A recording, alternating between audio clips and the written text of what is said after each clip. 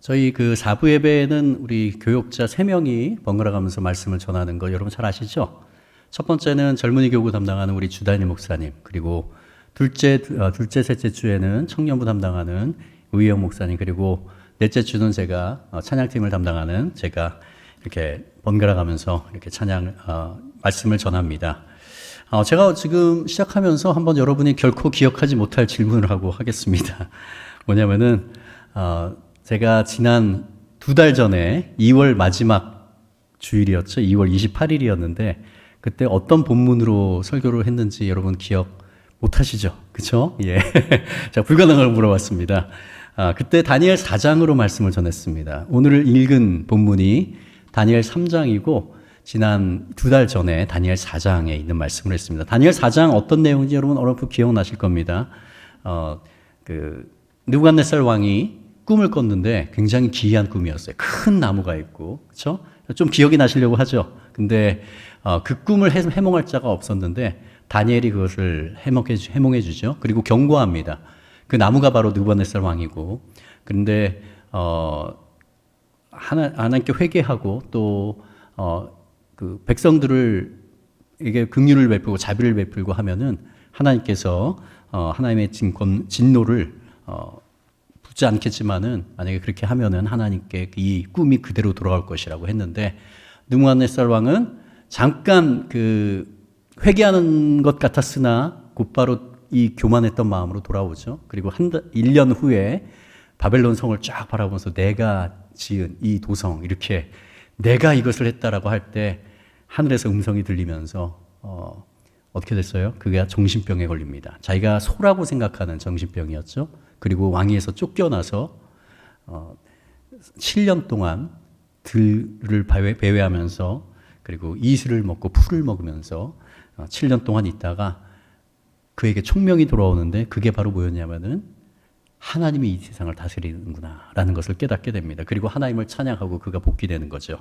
자, 오늘은 한 장 전으로 가겠습니다. 다니엘서 3장인데요. 원래는 제가 1장, 2장, 3장, 4장, 5장 이렇게 순서대로 하면 좋은데, 우리 한 달에 한 번 하는 관계로 제가 순서를 바꿔서 이렇게 하겠습니다. 그러기 전에 제가 한번 다니엘 1장부터 한번 간략하게 어떤 내용으로 이게 전개되는지 좀 말씀을 드리겠습니다. 다니엘서 1장은요, 느부갓네살 왕이 바벨론이 남유다를 침공해서 3번을 침공합니다. 3번을 침공하는데, 첫 번째가 BC 605년이었습니다. 605년이 바벨론 1차 침공이었고요. 그리고 그때 청소년이었던 이 다니엘과 세 친구, 하나냐, 미사엘, 아사랴, 이 세 친구가 포로로 끌려가죠. 그리고 특별히 왕족과 귀족 자녀들이었던 이 청소년들은 왕궁에서 혜택을 입게 됩니다. 왕궁에서 자라면서. 왜냐하면 바벨론은 자기가 점령한 지역이더라도 다 노예로 쓰지 않고 그 가운데서 그 왕족이나 귀족들 가운데 총명한 사람들을 데려다가 자기의 포용 정책을 사용했죠. 예. 그게 바로 다니엘서 1장입니다. 다니엘서 1장이고, 바벨론의 학문과 언어를 가르치고 이름을 바벨론식으로 바꿨습니다. 창씨 개명한 거죠. 아까 하나냐, 미사엘, 아사랴 다 하나님을 찬양하는 이름들이거든요. 근데 사드락, 메삭, 아벳느고, 우리가 익숙한 게 바로 이 이름이죠. 예. 바벨론식 이름으로 바꿔서 하나님과 전혀 상관없는 우상을 섬기는 그러한 이름으로 바꿔버리게 됩니다. 그리고 왕의 음식과 포도주를 먹고 마시게 합니다. 이거는 그 당시에는 엄청난 특권이었습니다. 그러나 이 다니엘과 세 친구는 어떻게 했어요? 그것을 거부하고 우리는 채소만 먹겠습니다 라고 결정을 했죠. 그리고 나서 열흘 후에 시험했더니 다른 소년들보다 더욱더 건강한 모습이 되고, 그래서 하나님이 내 소년에게 학문과 지혜를 온 나라 지혜자보다 10배 뛰어나게 하셨다는 것이 바로 다니엘서 1장이고요. 다니엘서 2장은요, 느부갓네살 왕이 엄청난 기이한 꿈을 꿉니다. 바로 이러한 꿈이, 이제 꿈은 잘 모르지만은 그 꿈을 종합하면 바로 이러한 것이 나오죠. 그래서 머리 쪽은 금으로 되어 있고, 가슴 쪽은, 가슴과 팔은 은으로 되어 있고, 그 다음에 허리 밑은 동으로 되어 있고, 다리는 철로 되어 있고, 발가락은 철과 진흙이 섞여 있는 그런 기이한 꿈을 꿉니다. 그리고 큰 돌이 나타나서 이 신상을 깨뜨리는 그 장면이 나오는데 아무도 해석을 못하죠. 그게 바로 다니엘과 세 친구가 포로로 잡혀온 BC 605년 그 다음 해인 BC 604년의 이야기입니다. 한 해 뒤의 얘기죠. 아무도 이거를 해석하지 못하자 이 느부갓네살 왕이 노합니다. 그러면서 바벨론에 있는 모든 마법사와 지혜자들을 잡아다 죽이라고 하는데, 그때 다니엘이 그 앞에 가서 저에게 하루만 주십시오. 제가 하루를 기한을 주시면 제가 그 꿈을 해석해 드리겠습니다 라고 해서 하루를 주죠. 그때 하나님께서 다니엘에게 그 꿈의 의미를 설명해 주고 그것을 해석해 주고, 그렇게 되면서 다니엘서 2장이 내용이 바로 그겁니다. 그때 이거는 그 느부갓네살 왕을 찬양하는 내용이었습니다. 그 머리가, 금으로 된 머리가 바로 느부갓네살 왕 당신입니다. 그리고 그 후대에 올 페르시아, 그리스, 로마 이후에 이 세계가 펼쳐질 것들, 그 역사를 하나님께서 이걸 보여주신 거를 해몽을 해준 거죠. 이때 너무 느부갓네살 왕이 감명을 받았습니다. 그래서 왕이 이에 다니엘을 높여서 귀한 선물을 주고 그를 세워서 바벨론 온 지방을 다스리게 했고요. 그리고 또 모든 바벨론의 지혜자들의 우두머리로 삼았고, 또 다니엘이 요구한 대로 사드락과 메삭과 아벳느고 그 세 친구를 세워서 바벨론 지방의 일을 다스리는 그러한 관리로 세우게 됩니다. 다니엘은 총애를 받아서 그 왕궁에 있고요. 이게 다니엘서 2장이고요. 오늘 읽은 다니엘서 3장은 다니엘서 2장으로부터 한 10년에서 20년 정도 지난 내용을 담고 있습니다. 그래서 이 다니엘서 1장, 2장에는 다니엘과 세 친구가 청소년이었는데 이때는 20대 후반에서 30대 후반 그 정도 되는 나이였죠. 2장에서 겸손히 하나님을 높이던, 그 마지막에 높이던 그런 모습은 어디 간데 없고요. 이 느부갓네살 왕이 금으로 신상을 만듭니다. 아마도 2장에서 아까 봤던 그 꿈에 봤던 그것들을 모방해서 자기를 위한 신상을 만들게 된 거죠. 자기 모양대로 신상을 만들게 됩니다. 그런데 금으로 됐어요. 와, 금으로 됐고 그 높이가 30m나 됐습니다. 한 아파트 11층 높이 정도 되는 신상이었죠. 그리고 이것이 바로 느부갓네살 자신을 신격화한 거죠. 그리고 바벨론은 평지라서요. 그 신상을 세우잖아요. 그러면 모든 곳에서 그것이 보입니다. 우리나라처럼 이렇게 산이 있는 지역이 아니라 평지였기 때문에. 자, 이런 상황이었습니다. 그리고 모든 바벨론의 행정관, 재판관, 그리고 지방 모든 관원들이 낙성식에 참여하게 하고, 그때 사드락과 메삭과 아벳느고도 지방 관원이었기 때문에 참석을 하죠. 바벨론의 정복한 지역의 문화와 인재를 포용했다고 했죠, 바벨론이. 근데 그들이 믿고 있던, 그러니까 자기네들이 점령했던 곳에 신도 계속해서 섬길 수 있는 이런 포용책을 섬겼거든요. 그래서 이스라엘 백성들은 포로로 잡혀온 이후에도 그곳 가운데서 그들의 하나님을 계속적으로 섬길 수 있었습니다.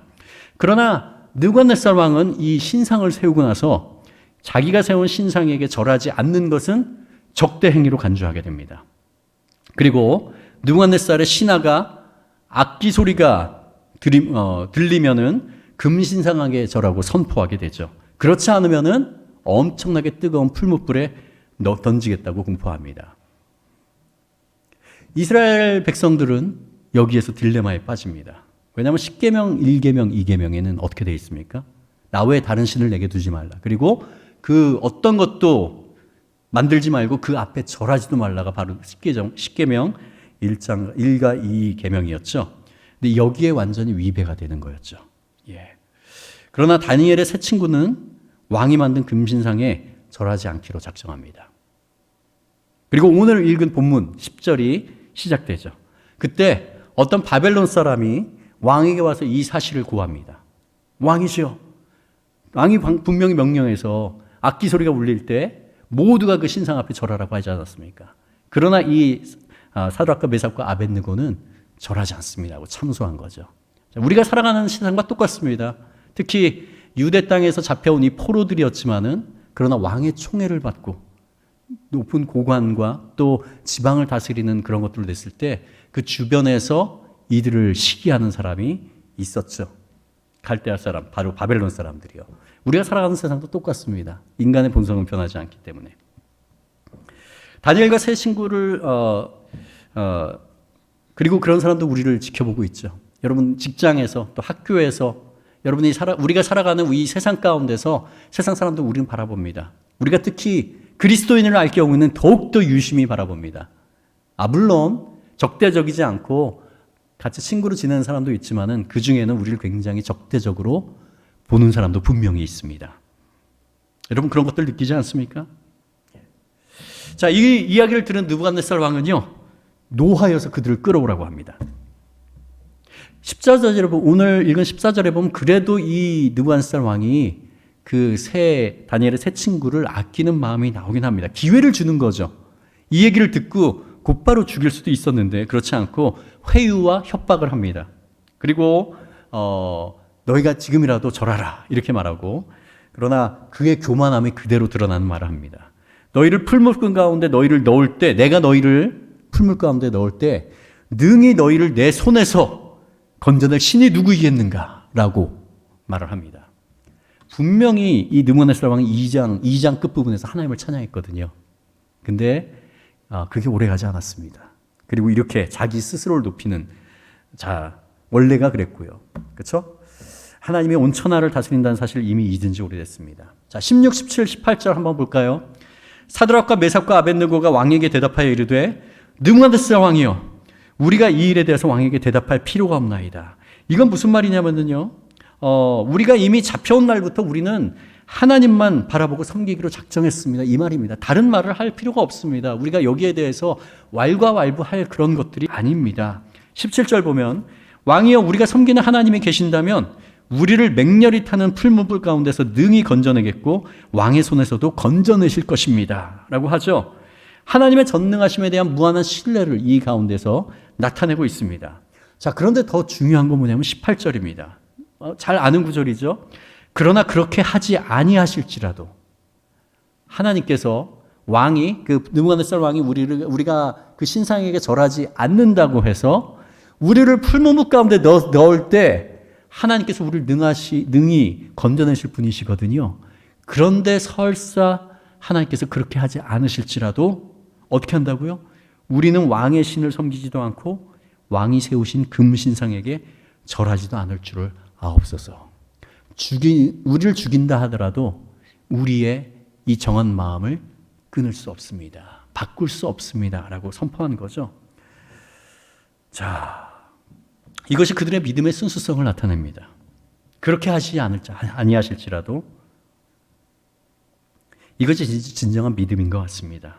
조건적이지 않아요. 우리가 연약할 땐 조건적으로 하거든요. 하나님, 제가 너무너무 힘들거든요. 하나님, 저의 이 재정적인 걸 회복시켜주면 제가 11조도 하고 어쩌고 하고 이렇게 조건을 막 겁니다. 예. 그러나 우리가 믿음이 성장하면서 그 조건들이 사라지기 시작하죠. 하나님은 하나님이십니다. 하나님은 저보다도 더 저를 잘 알고 계시고요. 저에게 가장 좋은 거를 이미 알고 계신 분이죠. 그렇기 때문에 제가 바라는 것들이 있지만 하나님께서 이것을 이뤄주실 수 있는 분이지만 그렇게 되지 않을지라도 하나님은 하나님이십니다. 제가 하나님에 대한 믿음을 꺾지 않겠습니다. 이것이 정말 진정한 믿음인 것 같습니다. 하나님을 믿는 것이 나의 필요에 있지 않고 하나님이 하나님이시기에 믿습니다라는 거죠. 이 말을 듣고 느부갓네살 왕이 분노합니다. 분노하지 않겠어요? 바벨론이란 제국의 왕인데 그 왕에게 노예로 잡혀온 그 청년, 지금은 이제 청년이 지났죠.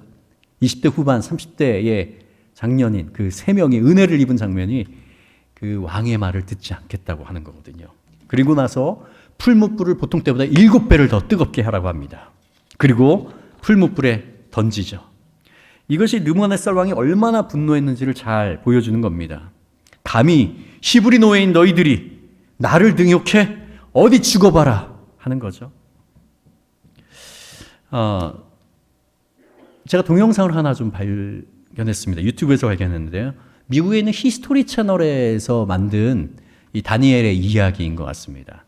자, 성경보다는 좀 각색이 됐어요. 그래서 성경 그대로 나오진 않거든요. 그런데 굉장히 우리가 이야기로 이렇게 듣는 것보다 이 영상으로 보는 게 저에게는 굉장히 도움이 됐습니다. 특히 모두가 절할 때 그때 세 친구의 그 모습을 여러분 한번 잘 보시기 바랍니다. 잠깐 보여주십시오.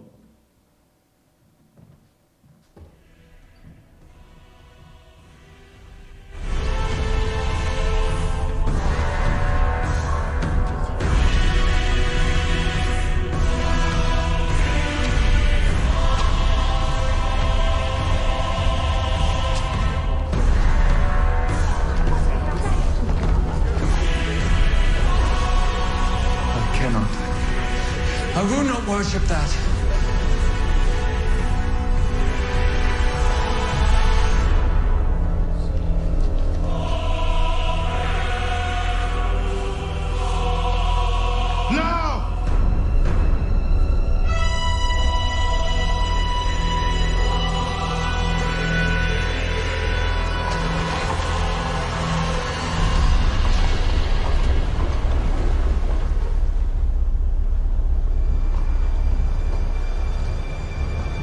With all our hearts we follow you. Bow your heads! And seek your presence. With all my heart I follow you. I fear you.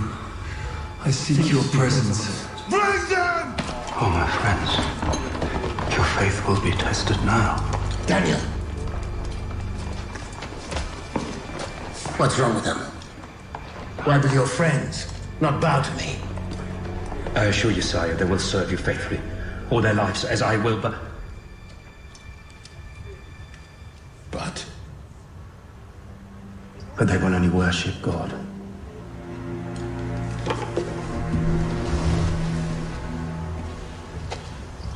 I will make them bow. With all our heart we follow you. We seek your presence. With all our heart we follow you. We seek your presence. When we wish to bend something that is hard and unyielding, what do we do with it? We put it into the fire. Majesty, take it. We fear you, and we seek your presence.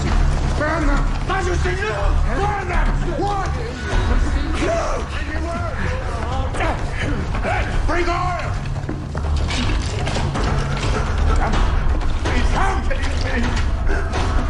Fire! Bring me fire! Hear my cry. The cords of death entangle me. The anguish of the grave consumes me. Do not ignore my tears. I'm overcome by sorrow.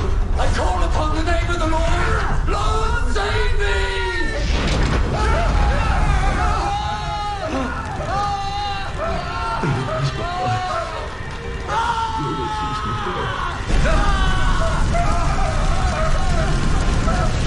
My enemies will be daunted. They will turn back in shame. Why did they not burn?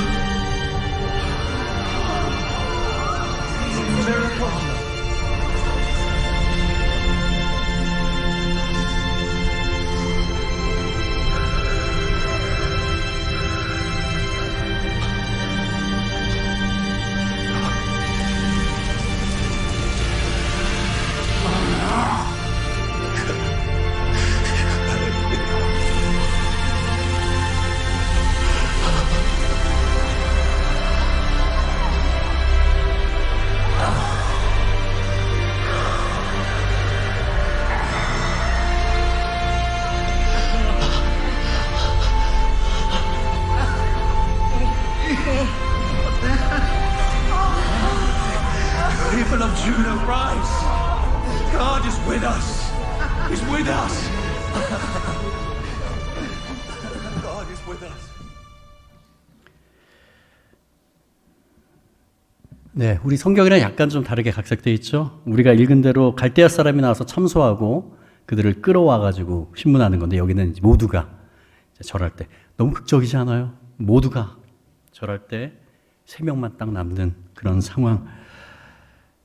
드라마의 극적 요소를 위해서 각색이 된 것 같습니다. 24절, 오늘 읽지 않은 24절, 25절에 보면은요. 그때에 느부갓네살 왕이 놀라 급히 일어나서 모사들에게 물어 이르되 우리가 결박하여 불 가운데 던진 자는 세 사람이 아니었느냐 하니 그들이 왕에게 대답하여 이르되 왕이여 옳소이다 하더라. 왕이 또 말하여 이르되 내가 보니 결박되지 아니한 4사람이 불 가운데로 다니는데 상하지도 아니하였고 그 넷째의 모양은 신들의 아들과 같도다 하고 3명을 불에 던졌는데 1명이 더 있었다는 얘기입니다. 영어 성경에 보면 a son of God라고 나오거든요. a son of God, 신의 아들. 누구이실까요? 예수 그리스도죠. 임마누엘, God is with us. 임마누엘의 의미가 뭐예요? 우리와 함께 하신다. 하나님은 우리와 함께 하신다. 그리고 나서 26절, 27절에 보면 느부갓네살 왕이 맹렬히 타는 풀무불 아귀 가까이 가서 불러 이르되 지극히 높으신 하나님의 종 사드락 메삭 아벳느고야 나와서 이리로 오라 하매 사드락과 메삭과 아벳느고가 불 가운데서 나온지라. 총독과 지사와 행정관과 왕의 모사들이 모여 이 사람들을 본즉 불이 능히 그들의 몸을 해하지 못하였고 머리털도 그을리지 아니하였고 겉옷빛도 변하지 아니하였고 불탄 냄새도 없었더라. 맹렬한 불이 다니엘의 세 친구를 전혀 상하게 할 수 없었습니다. 이것을 본 느부갓네살 왕은요, 다시 하나님을 찬양합니다. 2장 마지막에 있는 것, 그리고 4장 마지막에도 이렇게 찬양한 게 나오죠. 28절 느부갓네살 왕이 말하여 이르되 사드락과 메삭과 아벳느고의 하나님을 찬송할지로다. 그가 그의 천사를 보내사 자기를 의뢰하고 그들의 몸을 바쳐 왕의 명령을 거역하고 그 하나님 밖에는 다른 신을 섬기지 아니하며 그에게 절하지 아니한 종들을 구원하셨도다. 그러므로 내가 이제 조서를 내리노니 각 백성과 각 나라와 각 언어를 말하는 자가 모두 사드락과 메삭과 아벳느고의 하나님께 경솔히 말하거든 그 몸을 쪼개고 그 집을 걸음터로 삼을지니 이는 이같이 사람을 구원할 다른 신이 없음이라 하더라. 왕이 드디어 사드락과 메삭과 아벳느고를 바벨론 지방에서 더욱 높이니라 라고 하고 다니엘서가 3장이 끝나게 됩니다. 이 다니엘서 3장은요, 이 주제는 하나님을 신뢰하는 자에게 하나님의 기적을 베푸신다가 아닙니다. 이 기사에서는 그렇게 됐죠. 하나님을 전적으로 신뢰하고 그리 아니하실지라도 저희는 우상에게 절하지 않겠습니다 라고는 그 결단이 있었죠. 그리고 하나님께서 기적을 베풀어 주셨죠. 그러나 이 3장의 결론, 핵심은요, 하나님을 신뢰하는 자에게 하나님이 기적을 베푸신다는 아닙니다. 하나님은 능히 이런 모든 상황 가운데 우리를 구원하실 수 있는 분이지만 그 결정을 구원하실지, 실제적으로 이런 죽음의 목숨의 위협에서 건져주실지 아니면 그대로 죽게 하실지는 하나님이 결정하십니다. 그 주권이 하나님께 있습니다. 그렇기 때문에 하나님이시죠. 그렇기 때문에 그 위기에서 건지시든 건지지 않든 그 결과에 상관없이 하나님을 끝까지 신뢰한다. 이게 바로 다니엘서 3장의 주제이고 교훈입니다. 우리 역사를 돌아보면은요, 수많은 신앙의 선조들이 이런 상황에 놓여 있었습니다. 여러분 잘 아시죠? 초대교회에 엄청난 박해가 있었어요. 그래서 그리스도인들은 잡혔을 때 콜로세움, 로마 경기장에 가서 사다들의 밥이 됐습니다. 검투사들의 칼에 죽고요.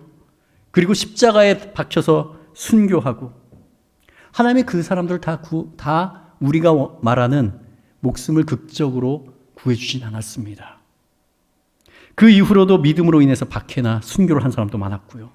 우리 기독교의 역사를 보더라도요, 이 땅에 천주교가 처음 전해졌을 때, 또 구한말 개신교가 전해졌을 때 많은 사람들이 목이 잘려서 순교를 했습니다. 서울 양화진 절두산 성지가 바로 그 중에 하나죠. 일제시대 때도 순교한 사람 많고요. 모든 교회 교단이 신사참배 강요에 굴복할 때 그러나 끝까지 무릎 꿇지 않고 옥살이를 한 손영원 목사님, 감옥에서 순교한 주기철 목사님들이 있습니다. 우리는 지금 시대는 그런 상황이 아니죠. 그러나 우리가 만약 이런 상황 가운데서 다니엘의 세 친구의 상황일 경우에 모든 사람이 다 우상에게 절할 때 우리는 우리의 목숨까지 걸고 우리의 믿음의 선조들처럼 당당하게 하나님을 신뢰하며 우리의 생명을 하나님 손에 맡겨드릴 수 있을까요? 여러분 두렵지 않습니까? 그럴 수 있습니까? 두려워요. 저도 두려운 사람입니다. 저도 엄청나게 두려워했습니다. 제가 하나 이야기를 좀 나누겠습니다. 군대 얘기인데요. 이거는 군대 얘기는 갑자기 안 하려고 했는데 하도록 하겠습니다. 제가 처음 입대한 게 1991년도거든요. 여기는 제가 입대할 때 전에 태어나지 않은 분들도 계시겠지만은 예, 저는 군악대를 갔습니다. 국방부 군악대를 갔습니다. 거기는 시험을 봐서 가는 데예요. 그 중에서 저는 작곡 전공이기 때문에 편곡병으로 시험을 보고 하나님의 은혜로 합격했습니다. 그래서 1991년도 3월 21일에 입대한 날짜도 까먹지 않습니다. 군번도 까먹지 않고요. 예, 입대를 했습니다. 근데 저랑 같이 제가 군대를 갈 때 지금이랑 상황이 굉장히 많이 달라요. 뭐냐면은 제가 입대할 때만 해도요, 종교의 자유를 누리기 굉장히 힘들었습니다. 구타 엄청나게 많았고요. 예, 저는 국방군악대는 대통령 행사를 띠는 부대입니다. 대통령이 왜 해외를 가거나 아니면 해외에서 미국 대통령이 오거나 누구 수상이 오거나 하면은 성남에 있는 군공항으로 나갑니다. 대통령과 강요들이. 그때 나가는 게 헌병대, 군악대, 의장대가 나가거든요. 그 나가는 군악대가 바로 국방부 군악대입니다. 예, 저는 실제적으로 행사를 나가는 나팔이나 클라리넷이나 이런 악기를 하는 사람이 아니어서 행사를 나가지는 않았지만은 그런 군악대의 편곡병으로서 악보 관리, 편곡하고 하는 그러한 보직을 맡아서 했고, 서울에 근무했습니다. 왜냐하면 서울 동작동 국립묘지 바로 옆에 부대가 있었거든요. 예, 제가 강남에 살았는데 그때 쫄병 때 이렇게 보초를 쓰면서 밤에 그 앞에 21번 버스가 저희 집에 20분이면 갔거든요. 하면서 저거 타면 집에 가는데 이렇게 했었던 때가 있었습니다. 하여튼 하나님의 은혜로 들어가게 됐습니다. 처음엔 논산훈련소를 가게 됐는데요. 너무 두려웠어요. 왜냐하면은 제가 종교의 자유를 뺏길까봐. 그래서 너무너무 두려워서 기도하기 시작했습니다. 입대하기 전부터 한 달 전부터 새벽 기도를 많이 했던 것 같습니다. 간절히 기도하고 하나님, 저는 이런 용기가 없습니다. 만약에 내무반에서 고참들이 최고 고참이 교회를 못 가게 한다면 저는 거기에 맞설 용기가 없습니다. 하나님 도와주세요, 도와주세요라고 계속적으로 기도했거든요. 그러고 나서 훈련소 끝나고 자대 배치 받아서 국방부로 왔는데 하나님께서 저의 기도를 들어주신 것 같아요. 제가 처음 이제 내무반에 자대 배치 와서 왔을 때는 완전 신병 완전히 어려있죠. 야 하면은 이병 유세종 이렇게 예 하는데 제가 딱 그 자대 배치를 받았을 때 저희 내무반에 이제 제대가 얼마 남지 않은 그런 고참들이 있었습니다. 병장인데 실권은 이제 그 다음 바로 밑에 있는 기수한테 물려주고 같은 병장이지만은 그분들은 이제 열애 고참이죠. 그 중에서 한 명이 제가 딱 가서 얼어 있더니 야 일로 나와 하면서 저를 뒤로 이렇게 데려가는 거예요. 그러더니 너 교회 다니냐 안 다니냐? 그래서 교회 다닙니다. 했더니 저에게 묻습니다. 너 신자냐 환자냐? 이러는 거예요. 그래서 신자는 뭐고 환자는 뭡니까? 그랬더니 신자는 교회가 다니는 사람이고 환자는 교회 안 가면 아픈 사람이다 이러더라고요. 그래서 저는 환자입니다. 이랬더니 그래? 이러더니 저를 딱 데리고 오면서 그 내무반 실권을 갖고 있는 그 고참들 있죠. 예, 그 고참들한테 야 얘는 환자래. 얘는 교회 안 가면 안 돼. 이러면서 주일에 저를 데리고 가는 거예요. 하나님의 은혜죠. 예. 저는 그 맞설 그런 용기가 없었기 때문에 하나님이 이런 사람들을 통해 가지고 그렇게 이끌어 주신 것 같습니다. 그래서 저는 아예 처음부터 교회를 자유롭게 가게 된 사람이었고 그만큼 내무반에서는 정말 열심히 일했죠. 인정도 받고요. 그 고참들이 이제 제대를 하고 실권을 갖고 있는 굉장히 좀 무서운 고참들이었습니다. 내무반장이. 그리고 나서 저랑 같이 시험을 봤던, 군악대 시험을 봤던 저랑 또 한 명이 같이 시험을 봤는데 둘이 붙었거든요. 근데 그 친구는 저보다 3개월 늦게 들어온 겁니다. 그래서 6월에 입대했고, 한 8월쯤에 내무반에 자대 배치 왔는데, 이 친구가 요즘으로 말하면 관심사병. 말하자면 고문관이죠, 고문관. 예. 시험 보기 전까지만 해도, 일반인이니까 그냥 보통 사람인 줄 알았는데, 내무반에 가서 억압된 그런 환경 가운데 있다 보니까 이 친구가 미치는 겁니다. 그래서 훈련소는 다 동기잖아요. 훈련소에서는 다 열애를 받았대요. 다 열애받고. 그리고 나서 6주 끝나고 나서 자대 배치를 딱 받았는데 원래 자대 배치 오면 정말 얼어 있어야 됩니다.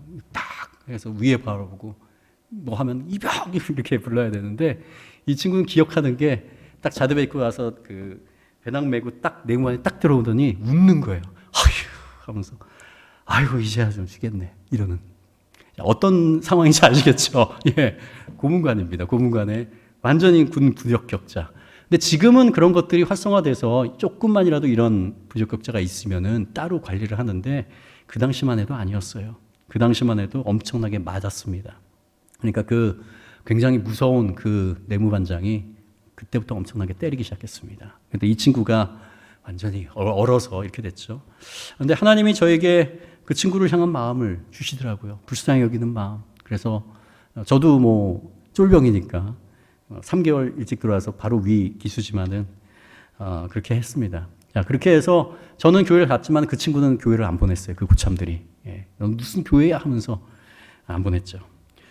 그런 어느 날 저희가 국방부 그 동작동 국립묘지, 그러니까 동작대교 밑에 있는 바로 밑에 있는 거기에 있었기 때문에 그 당시 용산에 국방부가 있었거든요. 그래서 버스가 와가지고 종교 활동하는 사람을 데려갔습니다. 그래서 저희는 보통 사복을 입고 교회를 갔거든요. 근데 그래서 주일 오전에 굉장히 바빴습니다. 다 내후반도 청소하고 준비 다 하고 가지런하게 놓고 다 하느라고 제가 어느 날 이렇게 열심히 마대를 가지고 빨고 이렇게 있는데 세면장에서 그 저의 밑에 그 쫄병이 오더니 그 친구도 작곡전공이라서 저희 반입니다. 악보 관리하는데 근데 능력은 하나도 없어요. 저한테 딱 오더니 유세종 일병님, 제가 막 일병 될 때입니다. 저 오늘 종교 활동 가도 되겠습니까? 이러는 거예요. 근데 제가 힘이 없잖아요. 그건 제 고난도 아니고. 근데 넌 안 돼라고 해야 되는데 제가 말을 못 하겠더라고요. 참아. 그래서 그냥 가만히 바라보고 있었거든요. 근데 이 친구가 고개를 숙이며 가더라고요. 그래서 아이고 미안하다 이런 속으로 이렇게 하는데 제 바로 위에 고참이 저를 막 부르는 거예요. 그래서 내후반으로 딱 갔습니다. 무슨 일인가 했더니 그 친구가 아까 그랬잖아요. 교회 종교 활동 갈 때 사복을 입는다고. 그 친구가 사복을 입다가 그 내무반장한테 걸린 겁니다. 그래서 너 뭐해? 이랬더니 이 친구가 뭐라고 말했냐면요. 유세종 일병님이 교회 가라고 했습니다. 이렇게 한 거예요. 예. 그때 저도요, 이런 데에서 너무너무 그 사리 분별을 잘 합니다. 그래서 저를 부른 거예요. 그래서 이 내무반장이 알거든요. 전 진짜 열심히 하고 그 친구는 맨날 뺀질뺀질대고 한다는 거 알기 때문에 아, 이 녀석 봐라. 거짓말 안 해. 넌 죽었다 하면서 저를 오라고 한 겁니다. 대질신문하기 위해서. 딱 들어갔더니 이 친구가 얼어있고 이제 내무반장이 저한테 웃으면서 야, 너가 얘한테 교회 가라고 했니? 이러는 거예요. 말도 안 된다는 얘기로. 제가 뭐라고 대답해야 되겠습니까? 그렇게 하라고는 안 했죠. 그러니까 아니, 전 그렇게 말한 적 없습니다. 이렇게 하면 됐는데 그 순간에 제 마음 가운데 내가 아니라고 한다면 이 친구는 죽겠구나. 맞아 죽겠구나. 이런 생각이 딱 드는 거예요. 저는 제가 생각을 한 게 아닌 거를 잘 압니다. 하나님께서 그 순간에 저에게 그런 마음을 주신 거예요. 저에게, 제 양심 가운데 저에게 말씀하신 거죠. 그러면서 한 10초 후에 제가 대답했습니다. 네. 이러니까 이 내무반장이 얼굴이 일그러지면서 다 나가 하더니 그때부터 한 10분인가 15분을 제가 맞았습니다. 예. 참 신기한 게 왜 그런지 모르겠지만 안 아프더라고요. 계속 맞는데 안 아프더라고요. 그리고 나서 10분, 15분인가 정확한 시간은 모르겠습니다. 끝난 다음에 그 내무반장이 저에게 너도 오늘 종교 못 가, 교회 못 가 하면서 했습니다. 그래서 알겠습니다 하고 다시 군복으로 갈아입고 하는데 그 내무반장 동기가 있거든요. 그분이 이제 서울대 성악과 나오고 성가대, 군 성가대 지휘를 했던 분이었는데 그분이 동기였습니다. 그러면서 잘 얘기를 했나 봐요. 그래서 조금 있다가 다시 저보고 교회 가라고 하고 제 그 밑에 그 친구는 넌 못 가 하고 그래서 다시 옷을 갈아입고 버스를 타고 동작대교로 이렇게 쭉 넘어가는데 해가 이렇게 뜨더라고요. 한 해가 9시, 8시 반 정도니까 이렇게 떠 있는데 그 해를 보면서 해가 얼마나 따사롭고 고운지 제 안에 오는 그 평화를 이루 말할 수가 없더라고요. 비록 맞고 10분, 15분 동안 맞았지만은 그러나 제가 커버해서 그 친구가 매맞지 않고 했다는 사실이 너무너무 기쁜 겁니다. 제가 그 일을 경험하면서 그거는 하나님이 주시는 거예요. 제가 어떤 의롭거나 그래서 한 게 절대 아닙니다. 그리고 제가 쫄병 때 하나님을 찾았거든요. 계속 하나님을 찾았습니다. 하나님 저를 붙들어 주세요. 하나님 저를 붙들어 주세요. 용기가 없습니다. 두렵습니다. 그래서 처음 왔을 때 그 고참을 통해 가지고 교회 가게 하셨는데 그 다음 이 신혼을 만났을 때 하나님께서 저에게 말씀하신 것을 그대로 행했을 때 하나님이 주시는 그 놀라운 것들을 경험하게 됐죠. 예.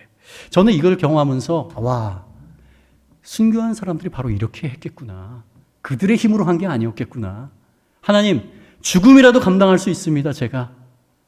하는 그러한 믿음과 용기를 하나님이 주셨기 때문에 그 앞에서 사자밥이 되면서 십자가에 달리면서 모진 고난과 고문을 당하면서 주님을 포기하지 않고 주님을 부인하지 않고 순교를 했구나라는 것을 제가 알게 됐습니다. 우리의 힘과 용기가 아닌 성령님이 주시는 힘과 용기를 우리는 감당할 수 있습니다. 여러분 믿으세요? 예, 믿으시기 바랍니다. 여러분 직장에서 이런 모든 사람이 저라는 상황이 있죠. 우리는 하나님을 믿는 그 가치관대로 살기에 너무너무 힘든 상황입니다.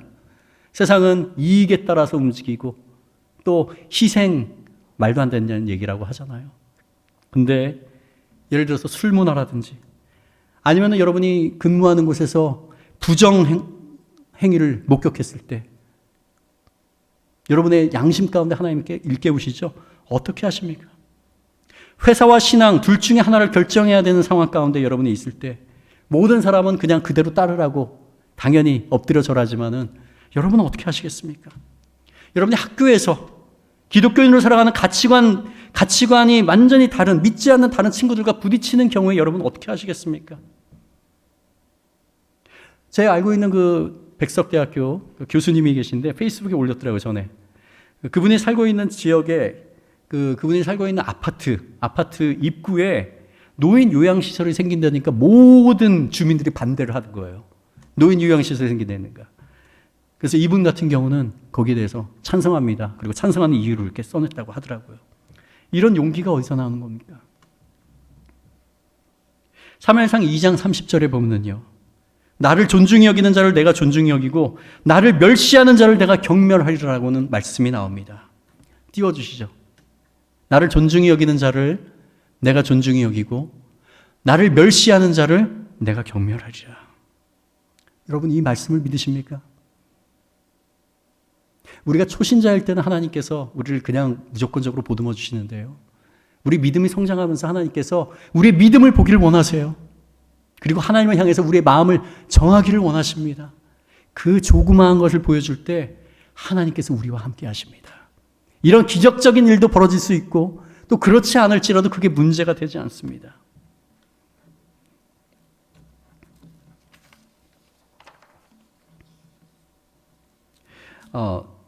시간이 지났는데 요거는 좀 말씀드리겠습니다. 여러분 브레이브걸스 알죠?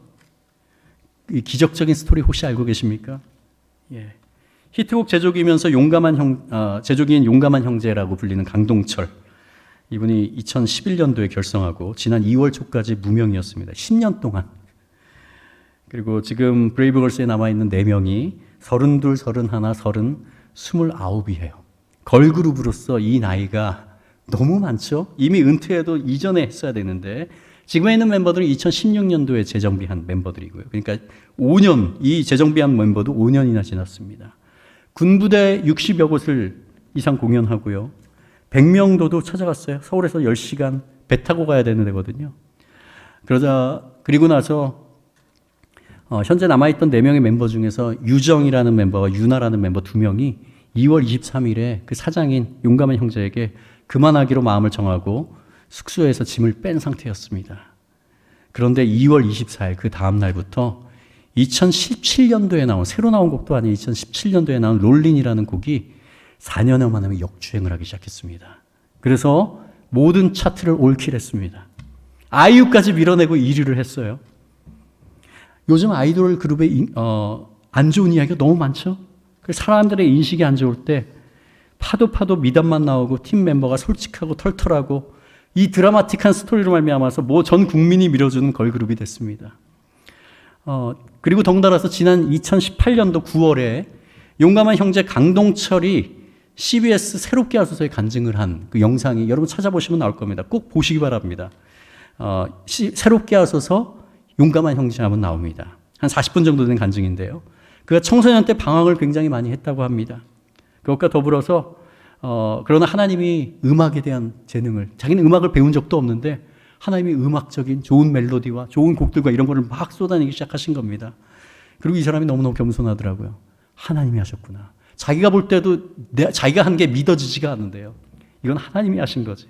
그래서 지금도 항상 자기에게 리마인드 하는 것처럼 글을 쓰든지 뭐 하든지 교만 X, 거만 X, 자만 X, 겸손 동그라미 이를 항상 합니다.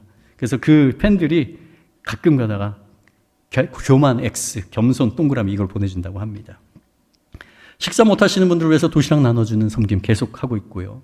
새벽마다 어머니와 새벽기도 가고 있고, 이 간증 영상에서 제가 다 보진 못했겠지만은 그러나 이 간증 영상의 댓글이 지난 한두 달 사이에 무려 2,000개가 넘게 달렸습니다. 그 중에서 제가 재밌는 것 한번 읽어드릴까요? 미치겠다 진짜. 롤린 보다가 간증까지 보고 앉았네. 와. 교회 안 다니는데 이 영상 보고 교회 다녀야겠다고 생각함. 간증 보고 교회 가야겠다고 생각이 들었습니다. 오랜 방황의 끝을 맺고 하나님께 가고 싶습니다. 솔직히 숙소에서 짐 다 빼고 하루 뒤에 역주행하는 게 신이 아니면 어떻게 설명해? 멤버 중에서 꼬북자라고 불리는 유정이 있거든요. 중학교 때 다니던 교회 목사님이셨던 분이 그 국민일보에 글을 쓰셨더라고요. 계속적으로 기도해달라고 했는데 기도를 했답니다. 그러나 계속 안 됐는데 역주행으로 뜬 이후에 축하한다고 문자를 보내니까 이런 답글을 보내왔대요. 목사님, 하는 일이 잘 안 되다 보니까 하나님을 조금씩 멀리하게 되고 원망이 컸었지만 마지막으로 하나님이 계신다면 한 번만 도와주세요 하고 기도했는데 이렇게 큰 응답을 받았어요 하면서 답신을 받았다고 국민일보에 실린 글을 봤습니다. 하나님은 능히 하실 수 있는 분입니다.